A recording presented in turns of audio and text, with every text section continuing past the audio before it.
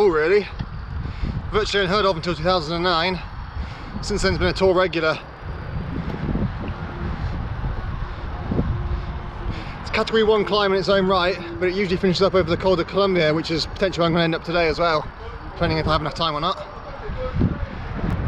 Much like the outdoors, it starts on the flat valley floor and ramps up almost instantly into an 11% ramp, which is coming up now. After that, it doesn't really let up for the first 3 or 4 kilometres. First 3 kilometres are all over 10%. Obviously I need a little bit of run up first before I get going. So it's about 10 kilometres long, average gradient of 9%. That means 900 metres of climbing in a pretty short space of time. So it's a pretty tough one. But now I'm in a much more sensible gear, let's give it a go.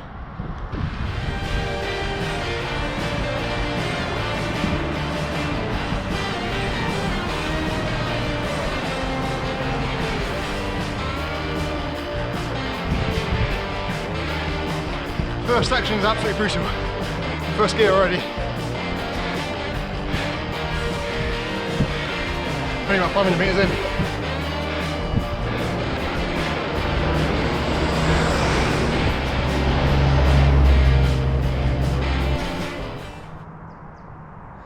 Hairpin 1 is super steep.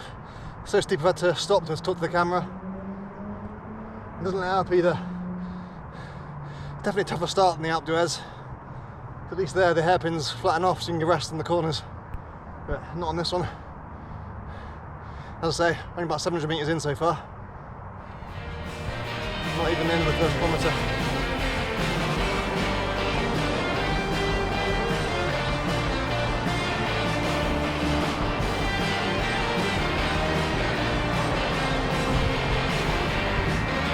Pretty precarious road between the edge of this cliff face. Not a pleasant place to be in bad weather, I'll tell you that. The last time I talked him over here, it was absolutely pissing it down as well. You have to watch out for rockfall. Stones everywhere, falling off the cliffs.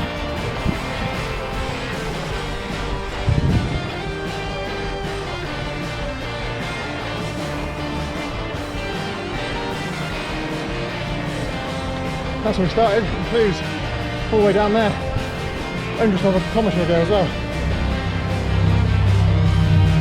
Just rounded the second hairpin, about 2 kilometres in now.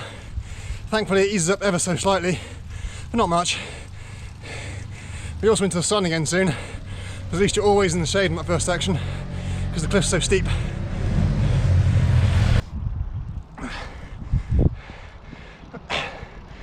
First little village on the climb.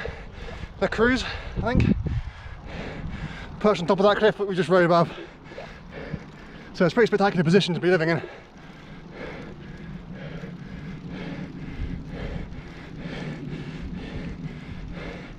About 9% gradient now, so still pretty tough.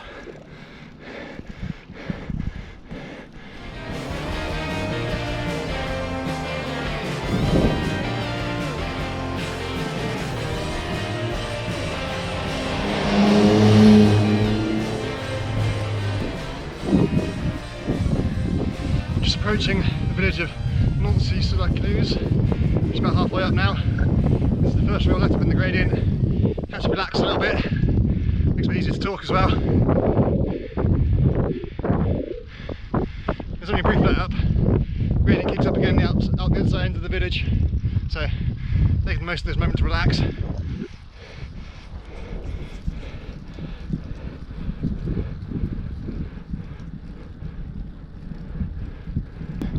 This is where I was to watch the tour when it last came up here 2 seasons ago. Quite a nice spot. Bit of shelter as well, which is what we needed because it was miserable weather.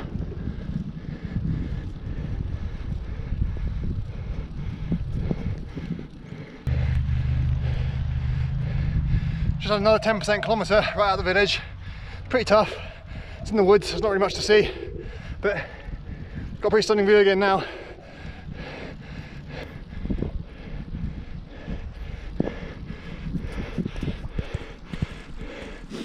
Penultimate kilometre, Another one at 10%. It's barely any respite.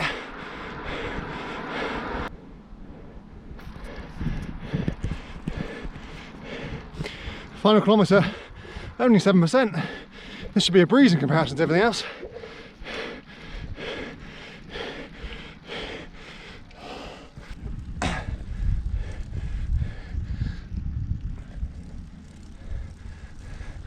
Come a long way up in a short time. Nearly there now.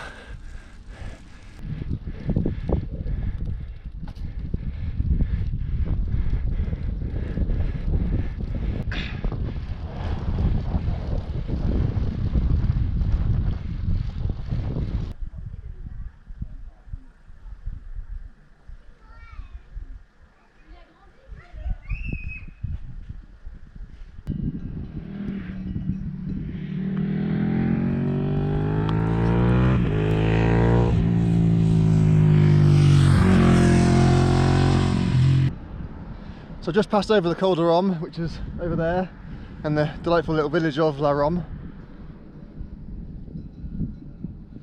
The road kind of traverses around the hillside now for a few kilometres before dropping down to Le Reposoir, I believe, which is a word which I really struggle to pronounce. Don't know why, it's just a bit of a tongue twister for me.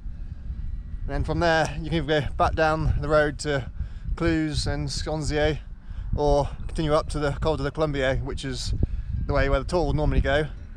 I have to decide when I get down there which one I'm going to do, but I think I'm probably going to go down now because it's getting a bit dark and cold, and I don't want to finish too late because, as again, I haven't got any lights. Although the sign says it's a category 1 climb, I'm pretty sure it's now given a HC category, and to be honest, it really deserves it, because 4 out of the 9 kilometres are over 10% in gradient, so it's pretty damn steep, and there's very little let up. The only slight decrease in the gradient is the halfway point around Nancy-sur-Cluses, and you go through the little village, but that's less than a kilometre long. And then the final kilometre at 7% feels easy in comparison, but in most places that's still relatively steep. Just to correct something, I said at the bottom that it's a 10-kilometre long climb, but the first kilometre, i.e. kilometre 0, starts in Cluses, and that's pan flat. The climbing itself starts at kilometre 1, so it's actually only 9 kilometres of climbing, although it's a 10-kilometre climb segment if you start at the signpost on the old bridge. So actually it's not quite 900 metres of ascent, it's 800, 850, something like that. Either way, still a big climb, and it's a beautiful climb. It's a lovely place to top out at. The village of La Romme has not lost any of its beauty to tourism or industry or anything like that. It still retains all of its rustic charm. And then once you're up here, you're in the heart of the Aravis, which is absolutely beautiful.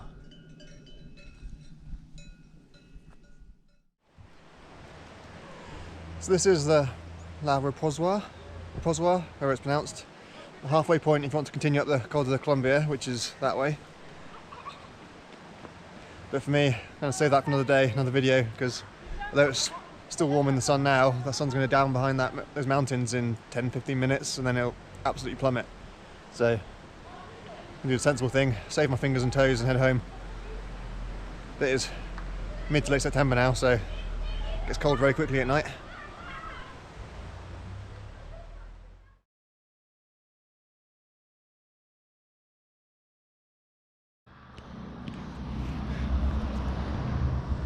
I said someone would go down behind that mountain in 10-15 minutes, and that was, well, a minute and a half ago. It was already gone, so definitely making the right decision here and going down.